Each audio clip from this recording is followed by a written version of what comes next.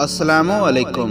اللہ پاک آپ کو خوش رکھے۔ چینل کو ضرور سبسکرائب کر دیں۔ بسم اللہ الرحمن الرحیم۔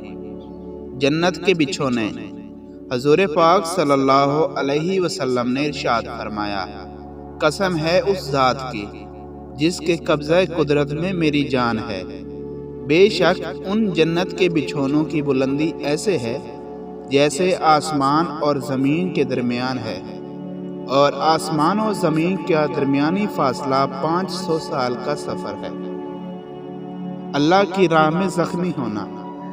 نبی کریم صلی اللہ علیہ وسلم نے ارشاد فرمایا، قسم ہے اس ذات کی جس کے قبضہ قدرت میں میری جان ہے، جو آدمی اللہ تعالیٰ کے راستے میں زخمی ہوتا ہے وہ قیامت کے دن اس حالت میں آئے گا کہ اس کے خون کا رنگ تو خون والا ہوگا اور خوشبو کستوری کی ہوگی، اور اللہ تعالیٰ خوب جانتے ہیں کہ کون انہی کی راہ میں زخمی ہوا ہے۔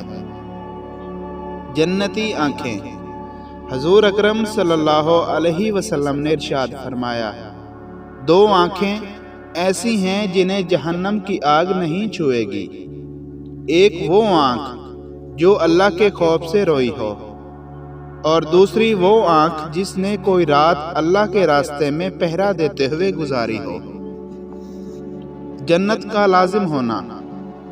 نبی کریم صلی اللہ علیہ وسلم نے ارشاد فرمایا، جو مسلمان شخص اللہ کے راستے میں اتنی دیر بھی جہاد کرے جتنی دیر میں اونٹنی کے تھن میں دوہنے کے بعد دوبارہ دودھ آتا ہے، تو اس کے لیے جنت لازم ہو جاتی ہے۔ حرام کے کپڑے۔